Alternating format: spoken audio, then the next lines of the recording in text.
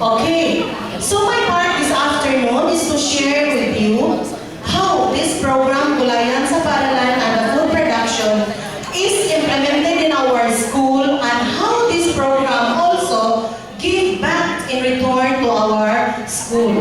Because this is just like a symbiotic process. We do our part as implementors, and after few days, few months, ako na makita ang fruits of our labor, then it give these programs give back something to us as part in our feeding program na natay magamit, then nakapuno sa ato ang income sa school. So this afternoon, allow me to share to you how Bumedco Elementary School do or implement the Gulayan sa Paaralan and the Food Production Program. And this is located in the northern part of Cebu, found in Medellin. That is our school. A one-store school.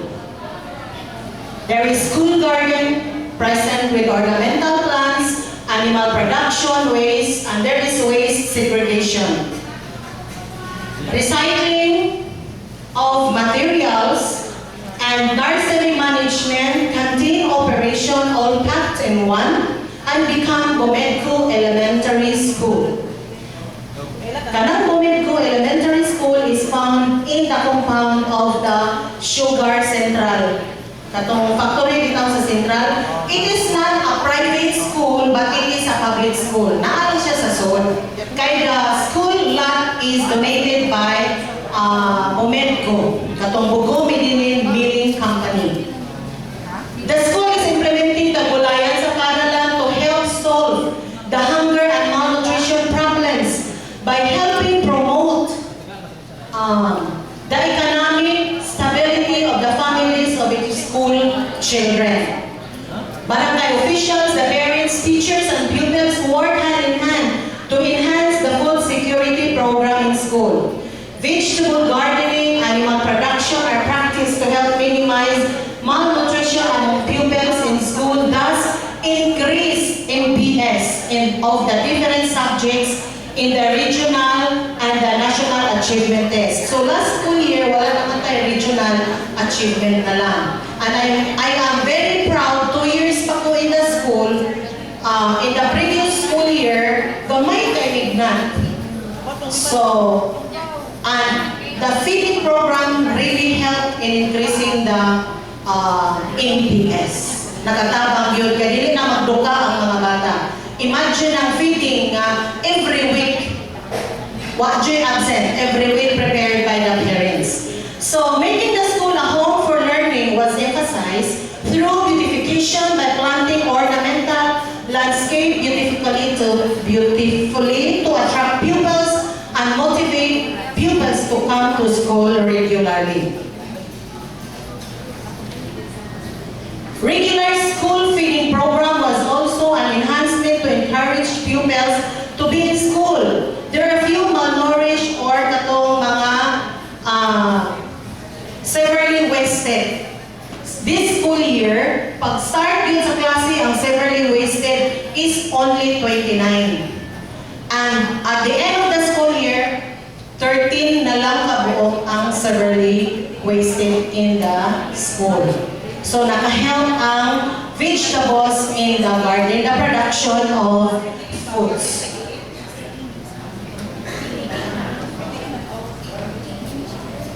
Okay, for 2 consecutive years, ika-third, including this school year, the school is an awardee of the Gulayan sa Paaralan. We have different awards. Like we received television sets and the DVD players. In the municipal level, we also received katong 32 inches nga flat screen television sa municipal level. Okay, so muna ang amuang award nga makita. So, munang sa municipal level, award of the school. Then, we have that one television set nga among i-transport from one classroom to another kung ang teacher mag-film showing. So then, we have also HE, another one television set and DVD player. Pulos na awards. And then we have also garden tools we received from the Department of Agriculture. So,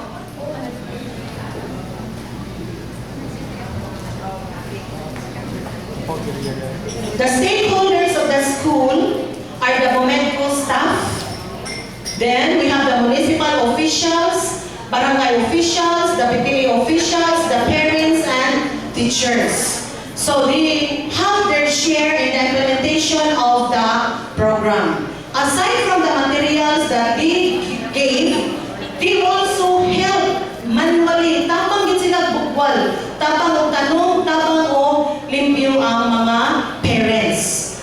So, gitap yun na ang parents. Kaya dili makaya sa mga bata kung sila nagyod ang trabaho.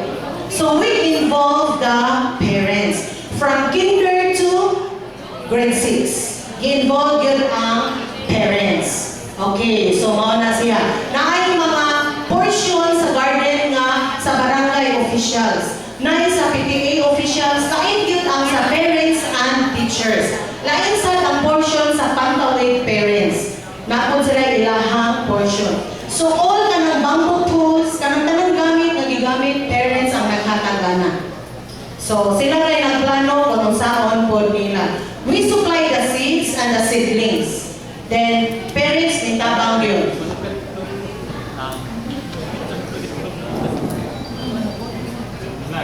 Okay. So nursery is following the new technology. Katong gigamitan na og screen para makuha dili direkta dito sa tanong. Then